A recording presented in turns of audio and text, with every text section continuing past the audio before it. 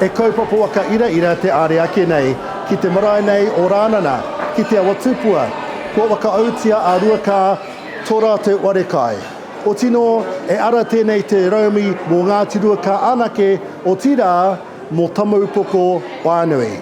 E tika ana kia waka nuia e rātou tō rātou ki i nei au. Kua tutuki tēnei kaupapa i te ata nei, kua roa te komiti, ngā tarati me te hapu e whai ana i tēnei kaupapa. Nō reira e mihi ana ki te hunga i tautoko.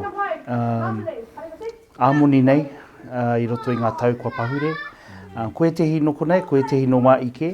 Engari, i rongo rātau i te nui o tō mātou tūmanako, kia tutuki te kaupapa. It took me back to when we first started all this fundraising, so there were a lot of mixed emotions.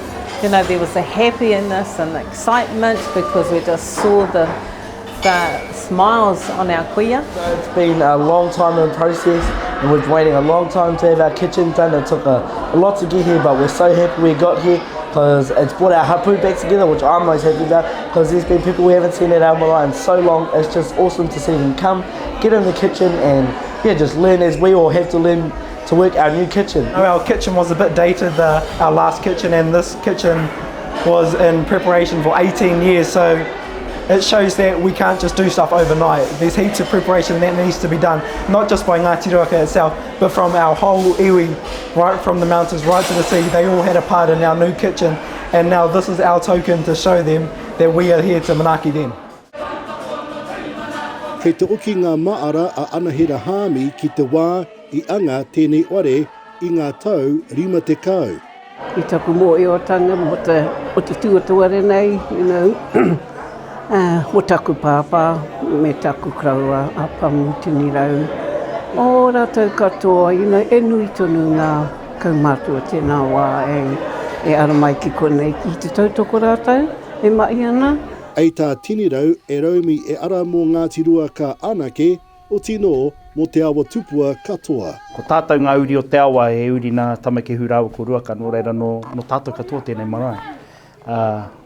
Nō reira e hara i te mea mō Ngāti Ruaka noa, engari mō te katoa o ngā hapu o tō tātou awa. Nō reira, ko te pātaia, e a i kaupapa au kei te pairangi. One of our next big projects is obviously our marae archive because we've been building our archive within the last few years now, and we now know that we need a room dedicated for the archive to keep our taonga.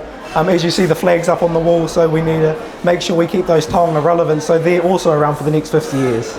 Kua ata whakaaro te hapu, he hanga tūranga tika mō rātou. Koe tehi ka noho ki runga i ngā rūnanga o te awa tupu o Tamaupoko, kia ako rātou i ngā mahi hei painga mo te hapu, hei painga mo te iwi, i a rātou e tai tamariki ana. Kia kore eke ki te koroheketanga, a ka tau era āhuatanga ki runga i a rātou, a ka ohorere. Me ako mai te wā o te tamaiti, tupu haere ake ana. Kia tū pakari ai te marae o rānana nei, mō ngā tau kei te eke tonu mai nei. Iriwere rerikura, te reo o Te Uru.